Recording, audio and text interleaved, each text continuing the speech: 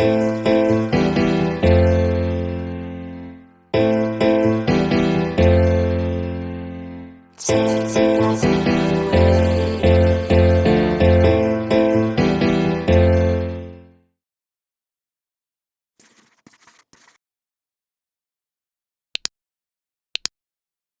this is Uncle Andy from Let's Art, South Korea. I'm going to show you how to etch and print a copper plate at home. As you may know, etching is a very basic yet quite complicated methods for intaglio printing. And etching is quite toxic, but here I am experimenting and to find a less toxic way by using white vinegar and salt. In addition, I'm going to print it through a pasta maker at home. Okay, the materials that I'm using for etching are sandpaper, a gesso, a brush, white vinegar, hydrogen peroxide, and the salt.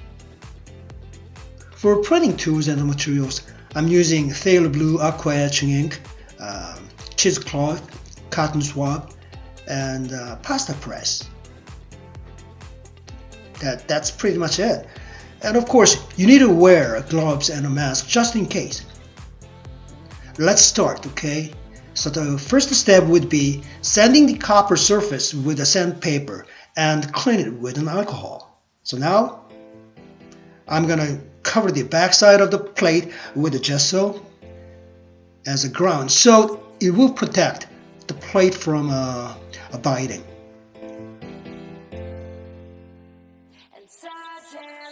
Okay, once backside dried, then you can draw, whatever images that you want to draw with Sharpie.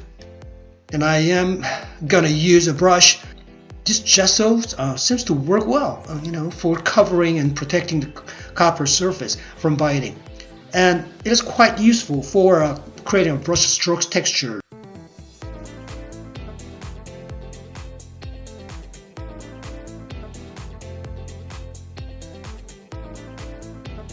And once I'm covering all the areas that I wanted, now I will use some swabs and sponge for some interesting textures on the surface.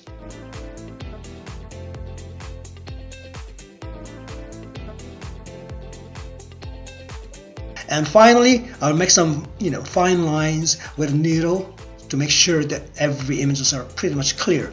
Now, I'm ready to etch a copper plate with the vinegar and the salt solution that I'm going to show you how to mix it now. Okay, first of all, you would need a white vinegar. Okay, just white vinegar will be fine. And I'll pour 1 paper cup of vinegar first and about the same amount of hydrogen peroxide, and which is you can buy it from a drugstore pretty easily. And then I put 2 spoons of salt and mix it well.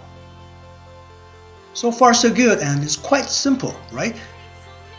Okay, now I put the copper plate in the plastic tray very carefully.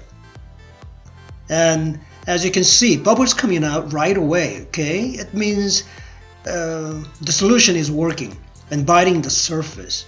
Okay, I recommend to wear gloves and masks again, okay?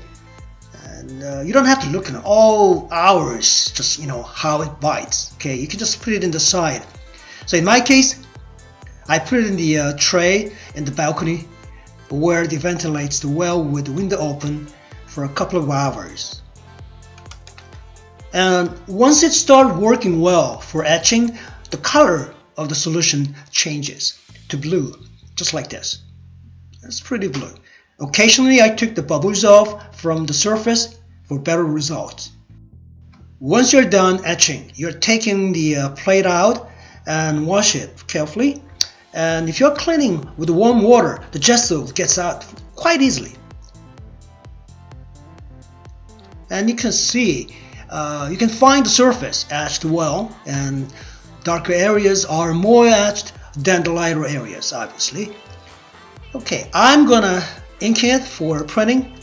I'm using a phthalo blue aqua ink and add a bit of a cheap black gouache to get a darker tone. And then you can use a hard cardboard to put ink on the surface. For me, I use a small sheet of felt and rolled it up for inking. I rub it with this felt and rub it well. Now I'm wiping ink with cheesecloth and cotton swabs for the fine highlight details.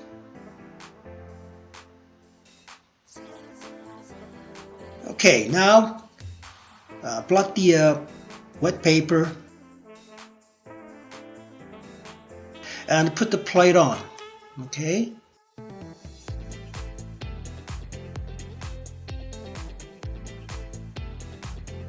Now, time to let the plate go through the pasta press, and you can always control the amount of pressure with a knob in the side, as you can see over here. Okay. Okay, wow, this is awesome. I like it. I like it very much.